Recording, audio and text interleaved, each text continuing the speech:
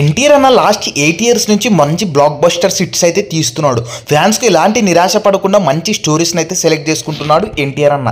అలాగే ఈ వీడియోలో కంటిన్యూగా బ్లాక్ బస్టర్ హిట్ అయిన మూవీస్ నుంచి ది బెస్ట్ సీన్స్, అంటే ఈ సీన్ ఒక్కటే చాలా బాగా మూవీ అనే విధంగా ఏ సీన్స్ ఉంటాయి ఈ వీడియోలో చూద్దామా.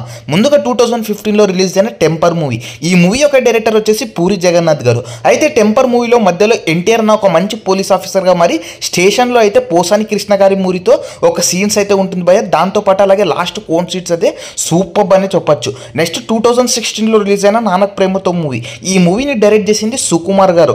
అయితే ఈ మూవీలో ది బెస్ట్ సీన్స్ వచ్చేసి చివరిలో జగపతి బాబు గారిని జీరో చేసి హాస్పిటల్లో వాళ్ళ నాన్న కోసం వెళ్ళినప్పుడు అయితే మనల్ని ఆ సీన్స్ ఎంతో ఆకట్టుకుంటాయి. నెక్స్ట్ 2016లో రిలీజ్ అయిన జనతా గ్యారేజ్ మూవీ మొత్తం ఒక మంచి స్టోరీతో అయితే మనల్ని గ్రాప్ చేసి పాడేస్తుంది. ఇంకా ఈ మూవీ మధ్యలో ది బెస్ట్ సీన్స్ అంటే రాజీవ్ కనకాల ఇంటికి వెళ్ళి తర్వాత రిజిస్టర్ ఆఫీస్లో ఎన్టీఆర్ అన్న ఫైట్ సీన్స్ ఉంటాయి భయ. గూస్ బంప్స్ అని అయితే చెప్పొచ్చు. హోల్ మూవీకే ఈ సీన్ హైలైట్గా నిలిచింది. 2017లో రిలీజ్ అయిన జైల్ అవకుశం మూవీ. ఈ మూవీ కేఎస్ బాబు అయితే డైరెక్ట్ చేశాడు.